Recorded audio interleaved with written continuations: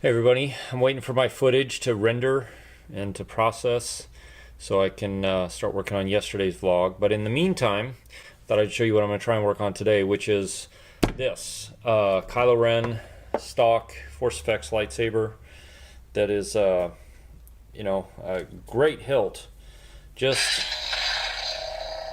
not that bright. I mean, this is not that crazy of a well-lit room, but it's well lit. But it just, as soon as you do this, it just disappears. So I'm going to try and convert it today to get it to be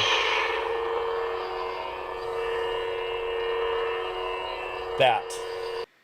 Now the build thread that I follow is on the Custom Saber Shop forums, and it's an excellent tutorial about how to take this hilt apart and put it back together. It's also a great tutorial if you just want to take this apart and make it removable blade with a slightly brighter LED. What I did in this video was a lot more complex and a lot more advanced to get the brightest blade that I could get. Taking it apart is not too difficult, although some of the pins and this particular wire do take a fair amount of coaxing out. It's helpful to have a couple of sharp, small instruments with pointed tips to get it out, and also a small piece of leather or cloth to keep from marring up the finish of the saber itself. It took me a bit to get the wire all the way off, and then these pins on each of the side blades weren't actually fairly easy, but they took a little bit of coaxing to get them out. Some light taps with the hammer and they should pop right out. These plastic pieces which hold the original LEDs took quite a bit of work to get off, just coaxing back and forth. Take your time and they should pop off, no problem. That piece of plastic pops right off. It shouldn't be very difficult to get out. And then next there's a pin underneath that you push all the way through the saber to try and get that switch area off.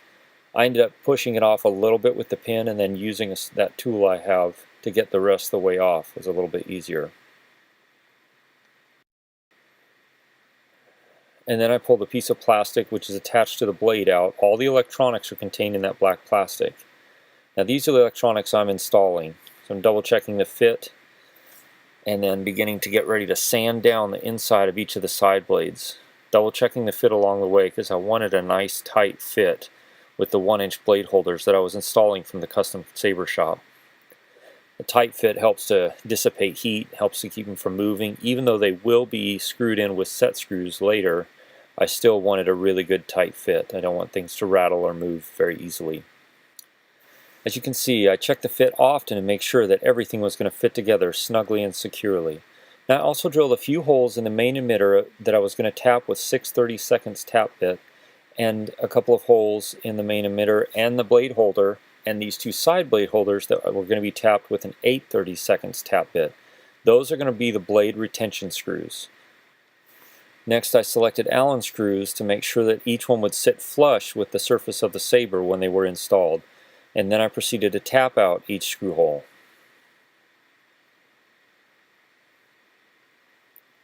Now because I'm using the main switch as the main activation switch, I had to make sure that when the set screws were installed, they would still slide back and forth.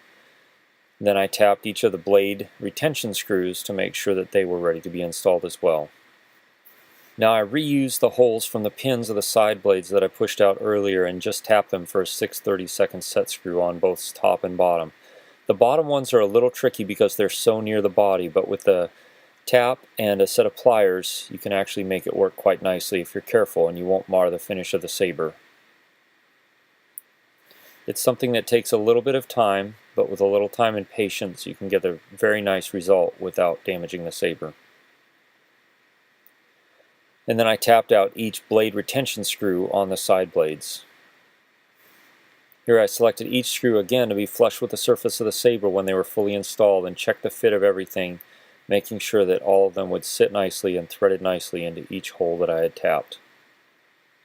Next I began to work on the electronics. Now I wanted to reuse this switch because it's mounted so well and works so well with the saber, but I had to cut it down in order to make room for the Spark, sound card, and battery that I'm going to be installing later. In order to make sure I have enough room, I installed the main blade holder using the set screws that I had already tapped, and then began to put the entire hilt together to make sure I knew exactly how much space I was going to need in the hilt to make sure that the battery, sound card, speaker, and everything else I'm going to be installing will fit nicely.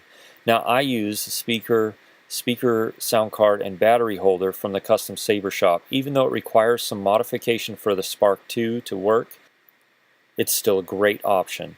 Now I sanded down the pommel end to make sure it was going to be just enough space, and I also cut out the venting that they have installed to be sure and allow as much sound as possible to pass through. Next, I modified the sound and battery holder to prepare it for the Spark 2 sound card that I'm going to be installing later. Now that the hilt is ready, I started on the LEDs and wiring. I measured each length of wire to be about 16 inches and stripped the ends in preparation for soldering. I also grabbed a piece of network cable about 16 inches and stripped it to get to the wires inside.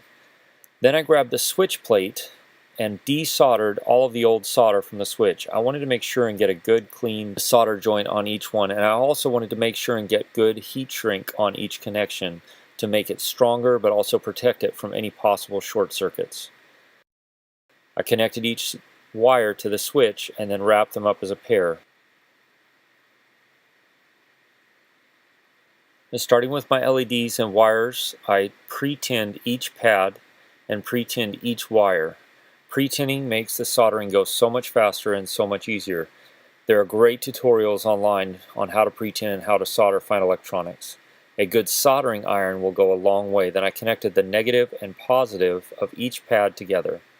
I did the same thing to my Cree main blade LED, but the process was slightly different because each LED gets its own direct negative feed when the positive feeds are bridged.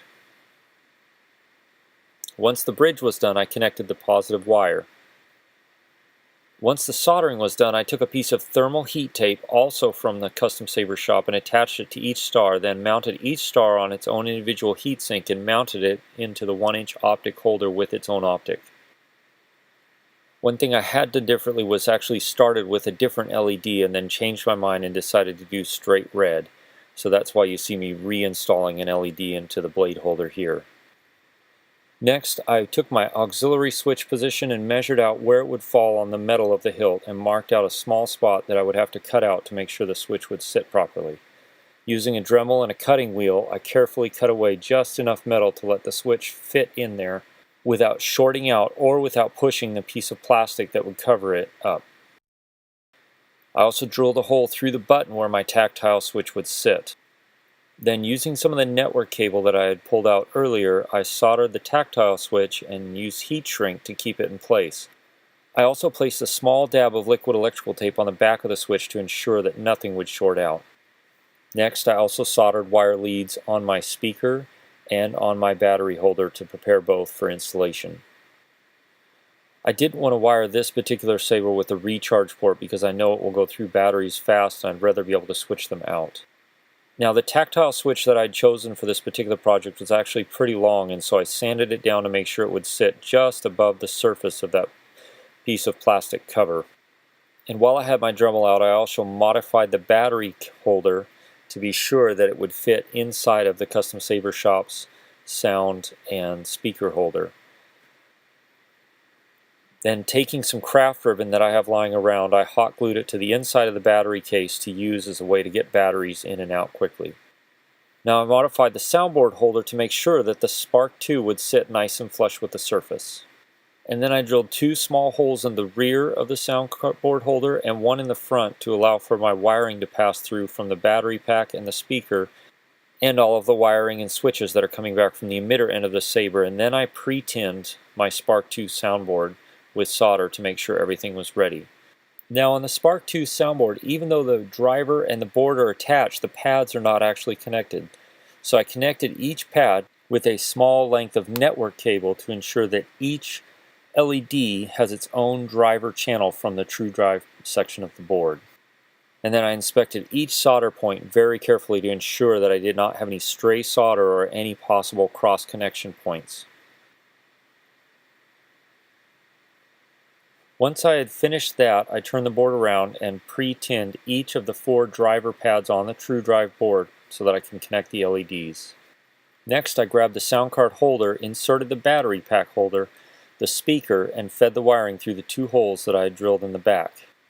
Now at this point I realized there was a lot more wiring there than I thought, and so I wanted to double check the length and be sure that this whole saber would fit together while still allowing access to the battery to be able to swap batteries out quickly when needed. At this point I realized I was going to need a little more space, so I had to pull the hilt back apart and cut away a little bit more from the switch holder. I also had a little too much hot glue around my tactile switch that I had to scrape off to make sure it would fit in the area that I had cut out for it on the saber hilt itself. Now after feeding all the wires through, I realized that it would not fit. So I had to take the switch plate out and cut it down and then glue it together. I ended up cutting it right behind where the switch sits, but leaving a wall there so that it would still have structural strength. I decided to minimize the amount of wiring coming back from the emitter by tying all of the positive leads to the LEDs together. I also took the time to tape the main blade LED negative leads together so that I would know which was which when it came time to attach them to the true drive board. When I tied the positive leads together, I made sure to get a good solder joint and heat shrink them together so that there's no chance of them coming loose or shorting out once everything was installed. Once I had done all this, I checked each LED to make sure that all the connections were good and every LED worked.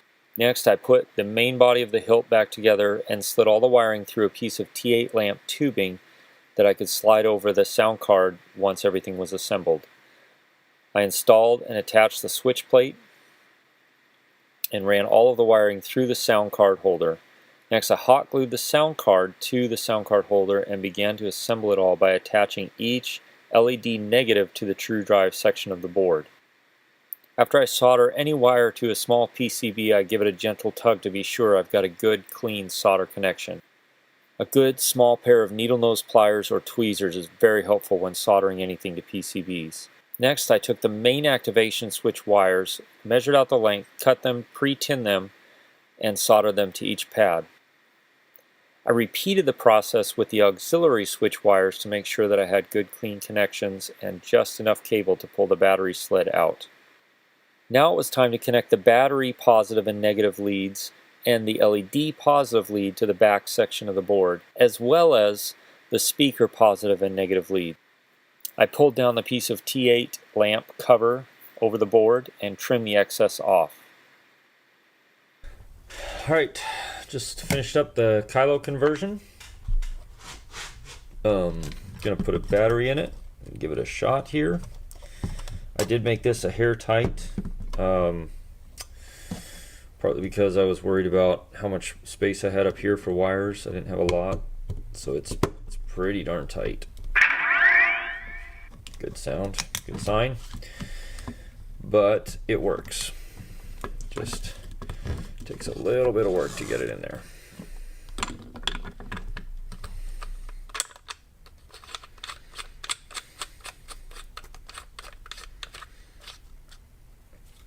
And then I am going to replace these with icicle lights,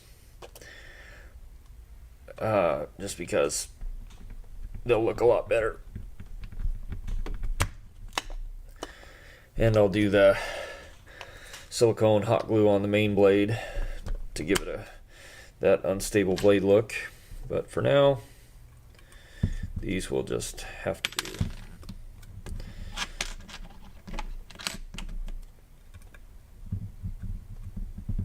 I think my friend who's putting together Kylo costume is going to be real happy.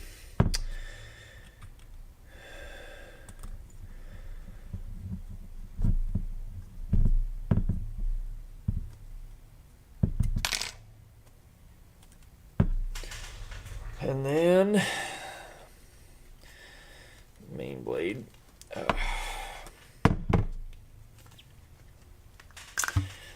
thing I will say about this Black Series hilt, the sucker is heavy.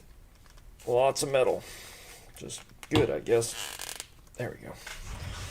So, this one's still not quite.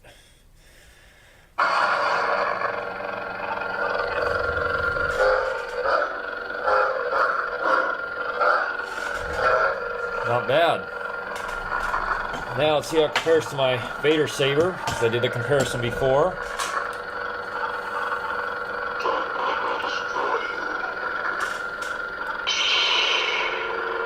Nice.